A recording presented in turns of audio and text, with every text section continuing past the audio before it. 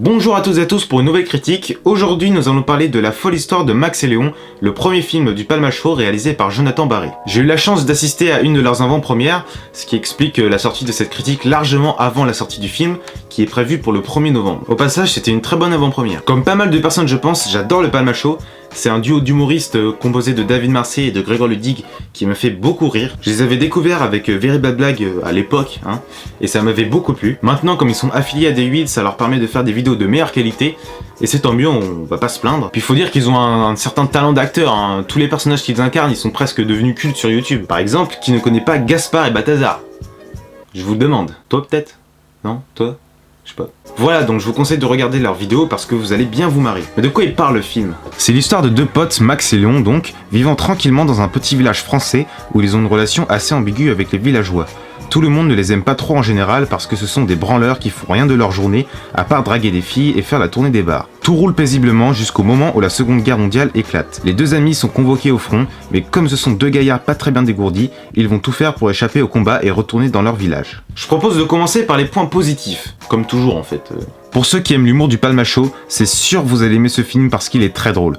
J'ai passé un très bon moment et j'ai beaucoup ri, presque toutes les blagues marchent et franchement c'est un plaisir de les voir à l'écran comme ça. Si vous aimez l'humour du Palma Show, vous allez bien rigoler, et même si vous ne connaissez pas le Palma Show, je pense que vous allez bien vous marrer quand même. Il y a certaines blagues qui marchent très bien, où toute la salle a rigolé, je ne vais pas vous dire lesquelles pour ne pas vous gâcher la surprise, mais ça montre qu'ils ont géré sur ce point-là. Le film reste totalement dans l'esprit du Palma Show et ça fait grave plaisir, rire assuré. Ensuite il faut dire que les acteurs sont bons, David et Grégoire oui, mais les autres aussi, parce qu'il y a pas mal de guests dans le film, des guests du cinéma français et de la comédie française, comme je sais pas, Ken Kojandi, Florence Foresti, Calmerade. Il y a aussi le gars qui fait Serge de Mito dans Bloqué, mais je sais plus son nom, désolé. Mais globalement ce sont tous des acteurs issus de leur sketch YouTube.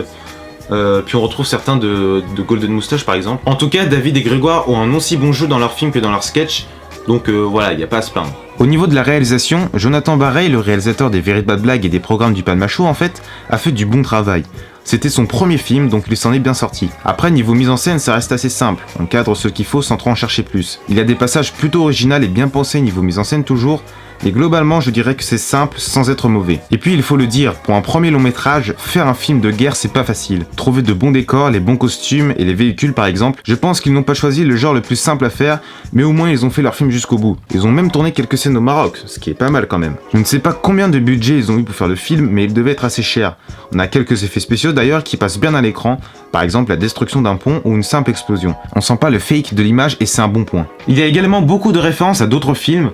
Déjà, le film s'inspire de l'ambiance de la 7ème compagnie ou de la Grande Vadrouille. David et Grégoire l'ont dit, mais ils ont caché quelques références à d'autres films, comme par exemple Indiana Jones, James Bond, ou le film de guerre Elle s'appelle Sarah, et à des personnages historiques réels, comme bien évidemment Jean Moulin. Faites bien attention pendant le film, car il y a pas mal de clins d'œil à d'autres films, mais j'ai pas tout relevé quand même. Après, malgré ces nombreux points positifs, j'ai quand même quelques reproches à faire au film, notamment au niveau du scénario. Le film dans sa globalité ressemble à un condensé de blagues les unes après les autres. En gros, il y a énormément d'humour et je dirais parfois trop. Je pense qu'ils auraient dû faire impasse sur quelques blagues et développer davantage la psychologie des héros. Il y a une scène où pour la première fois du film, les deux héros se disputent parce qu'ils ont vécu plein de merde et s'accusent entre eux. Je trouve que cette scène n'est pas assez développée et surtout elle surgit de nulle part. En fait, elle est placée entre deux vannes et du coup on passe d'un fou rire à un enjeu dramatique. Le spectateur n'a pas le temps de se mettre dans l'ambiance et du coup la scène perd toute crédibilité. On se demande même pourquoi tout d'un coup il s'énerve. Or le spectateur n'aurait pas dû avoir cette réaction, il aurait dû s'identifier davantage aux personnages et les comprendre. Et puis juste après cette scène qui doit durer 1 minute sûrement, on se rend compte que les deux personnages ne peuvent pas se séparer. C'est dommage car les personnages suite à cette dispute auraient pu être moins unis, moins solidaires,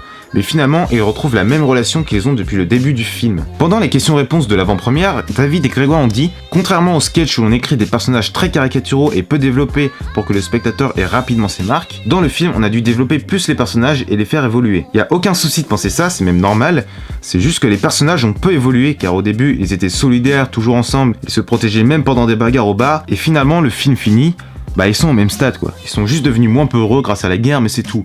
Leur solidarité est la même. Tout ça pour dire que ça aurait été intéressant de montrer une relation moins fusionnelle entre les héros pendant une partie du film où il y a de plus en plus de disputes sérieuses, voire une séparation temporaire, pour ensuite qu'à la fin, malgré ces disputes, on reste de bons copains. Or, ce n'est pas le cas dans le film puisqu'après la dispute, ils se réconcilient rapidement. À part ça, le film est bien écrit, l'humour fonctionne très bien, les blagues sont très bien trouvées, Mais voilà, il y a ce problème de personnage pas assez approfondi à mon goût. Pour conclure, je vous conseille d'aller voir ce film parce qu'il reste totalement dans l'esprit du Palma Show. Donc si vous aimez le Palma Show, bah c'est tant mieux. Je pense que si vous voulez passer une bonne séance au cinéma et bien rigoler, ce film est fait pour vous. Sur ce, n'hésitez pas à donner vos avis en commentaire sur le film. Si vous l'avez vu en avant-première aussi, parce qu'il y a plusieurs avant-premières, bah sinon tant pis, vous attendrez. N'hésitez pas à mettre un pouce vert, ça fait toujours plaisir. Et moi je vous dis à plus tard pour de prochaines vidéos. Salut!